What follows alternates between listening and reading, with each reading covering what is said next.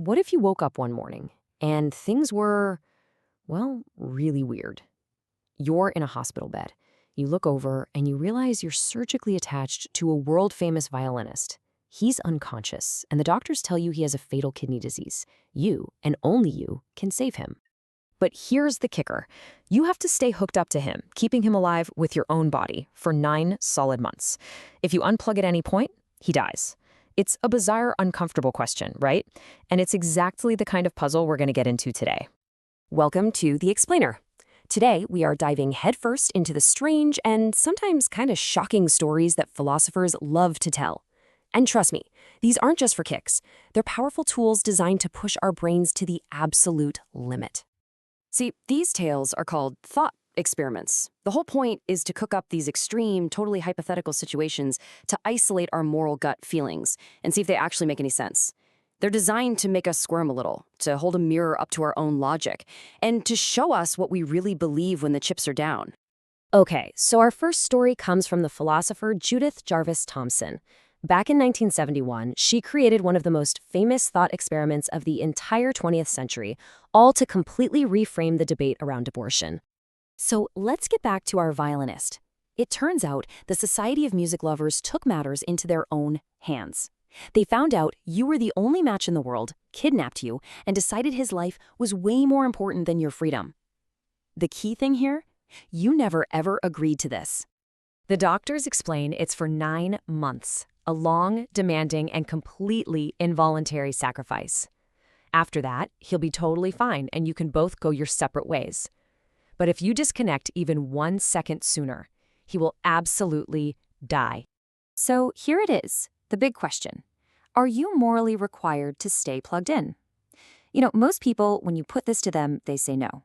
They feel like it would be incredibly kind to stay, sure, but that you have every right to unplug yourself, even if you know it will lead to his death. And this is where Thompson's argument just clicks into place. It's a direct and, for many, a really uncomfortable analogy for an unwanted pregnancy. She even grants, just for the sake of argument, that a fetus is a person with a full-blown right to life, just like the violinist. But her question is this: does that right to life also give someone the right to use your body against your will? She didn't stop there. Thompson also thought about pregnancies from consensual acts where contraception fails. She asks us to imagine that people seeds float around like pollen. You put the best possible screens on your windows to keep them out, but one screen is faulty, and a seed drifts in and takes root in your carpet. Does that tiny person plant now have a right to live in your house? So the heart of her argument is all about bodily autonomy. For Thompson, a right to life means you can't be killed unjustly. It doesn't mean you automatically have a right to anything and everything you need to stay alive, especially if that thing happens to be somebody else's body. Now, that same kind of difficult, challenging logic can pop up in other places too. So let's shift gears from human rights to animal ethics with a story from philosopher Alistair Norcross that is just as provocative and honestly deeply unsettling for a lot of people.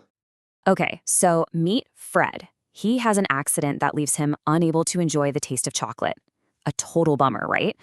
But then he discovers a cure, a hormone called cocomone. The only catch, it can only be gotten from the brains of puppies that have been horribly tortured. So what does Fred do? He builds a lab in his basement to do exactly that. Our reaction to this is universal, right? Fred is a monster. What he's doing is completely morally outrageous. But this is where Norcross turns the tables and asks a really tough question. Are we so different from Fred? Let's just look at the comparison. Fred tortures puppies for what is, let's be honest, a pretty trivial pleasure, enjoying chocolate. Now, think about factory farms, where billions of animals live in conditions of intense suffering. And why? Well, for most of us who have other options, it's for the pleasure we get from the taste of meat. The sheer scale of it is just staggering. The source Norcross was working with pointed to almost 8 billion chickens slaughtered in the U.S. in a single year.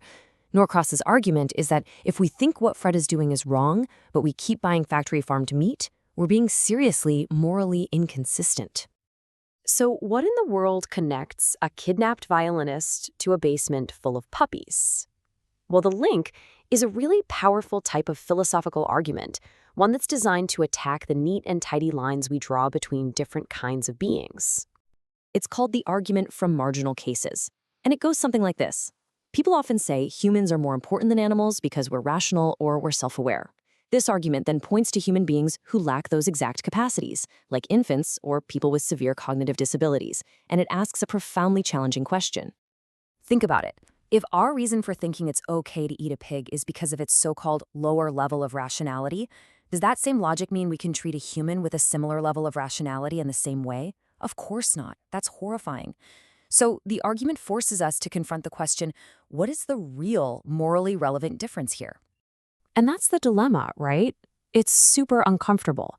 To be consistent, we either have to raise the moral status of a lot of animals, or we have to admit that our reasons for protecting all humans have nothing to do with those capacities.